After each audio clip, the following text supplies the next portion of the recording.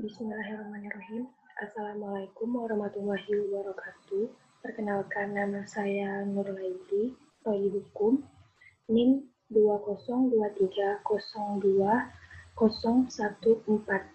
Baik, di sini saya akan menjelaskan perilaku bermoral dan beretika baik serta contoh perilaku yang tidak bermoral dan tidak beretika baik.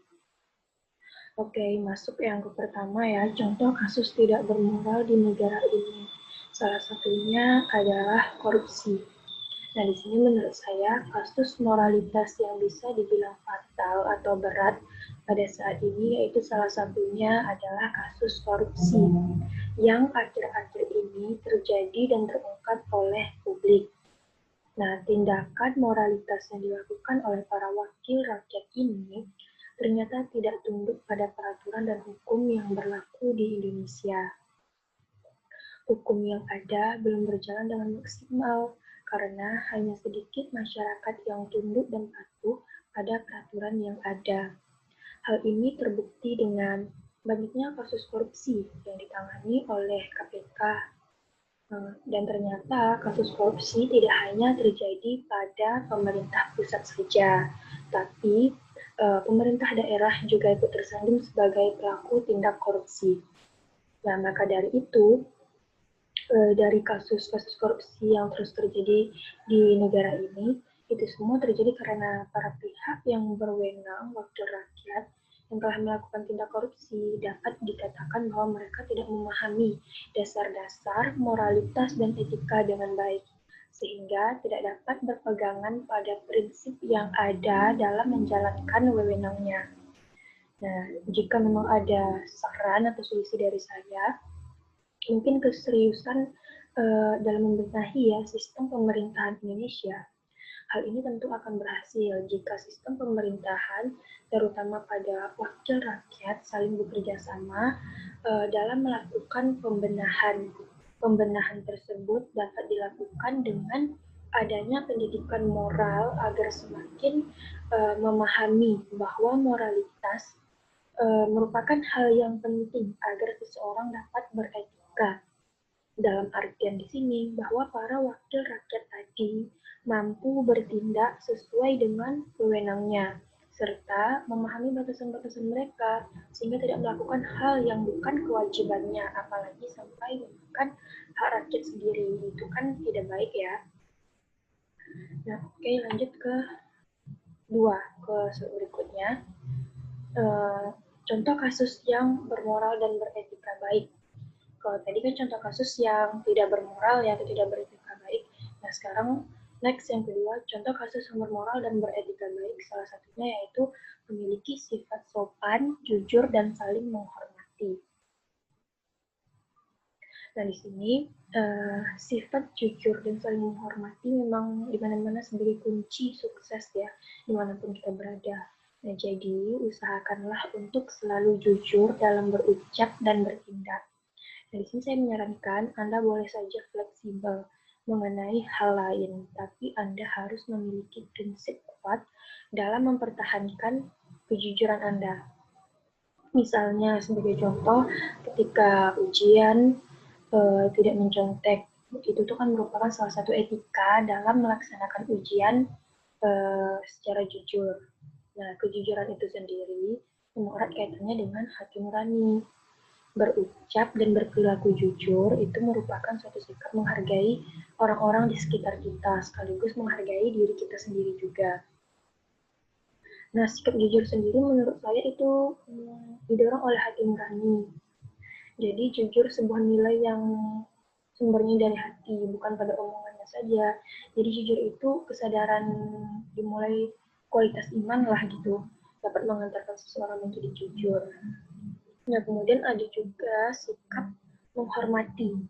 Sikap menghormati, menghargai hasil karya orang lain, hormat kepada dosen, hormat kepada guru yang sedang menjelaskan atau menerangkan materi pembelajarannya, merupakan salah satu upaya dalam membangun keserasian dan kerukunan sosial antar sesama kita, antar sesama manusia.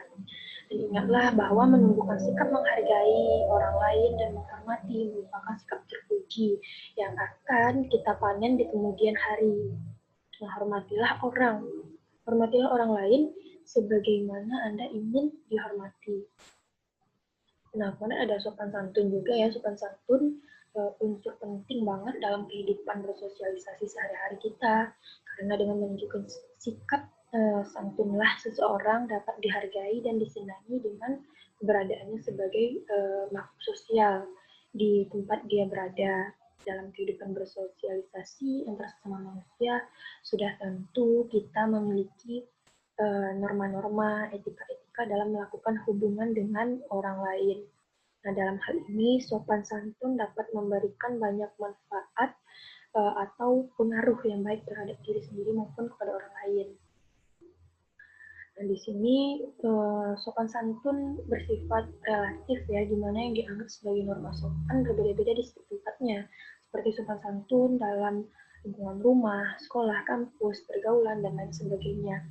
Nah, hal tersebut harus kita lakukan dimanapun tempat kita berada. Kita akan selalu dihormati, dihargai, disenangi keberadaan kita oleh orang lain. Nah, di sini ada contoh sopan santun itu harus diterapkan dimanapun sesuai dengan tuntutan lingkungan tempat kita berada. Contohnya seperti lingkungan rumah, baik dalam maupun luar lingkungan rumah ya. Mungkin wujudnya seperti kita menghormati orang tua sebelum berangkat ke sekolah, sebelum berangkat keluar atau kemanapun, izin salam dulu sama orang tua. Terus berkata lemah lembut kepada orang tua, berkata jujur, tidak melakukan perbuatan yang dapat menyakiti perasaannya, tidak berbohong, terus tidak mendengarkan nasihatnya. Nah, selain itu ada juga sopan santun di dalam lingkungan sekolah atau di dalam lingkungan kampus. Mungkin seperti kita menghormati dosen-dosen, menghormati kakak tingkat yang di atas kita, terus menjaga tingkah laku kepada dosen, menjaga tingkah laku kepada teman-teman yang lebih tua juga, kakak-kakak tingkat, terus berperilaku baik dan terpuji, menjaga kebersihan sekolah atau kampus, serta berperan aktif dalam organisasi atau kegiatan sosial di sekolah atau di kampus. Nah, memang ya pada saat ini kebanyakan orang yang tidak mempunyai bermoral dan beretika baik itu memang sudah sangat minim ya. Seperti masih banyak kita jumpai remaja-remaja sekarang yang sering ikut tawuran, sering ikut geng-geng motor atau balapan liar dan lain sebagainya, serta ada juga yang melawan orang tua, berkata kasar terhadap orang tua, berkata kasar kepada dosen, tidak menghormati. Itu memang banyak ya, masih banyak yang seperti itu. Nah, sangat disayangkan karena sikap sopan santun, beretika, bermoral baik itu harusnya ada pada masing-masing individu sendiri. Nah, jadi itu tadi sedikit penjelasan dari saya.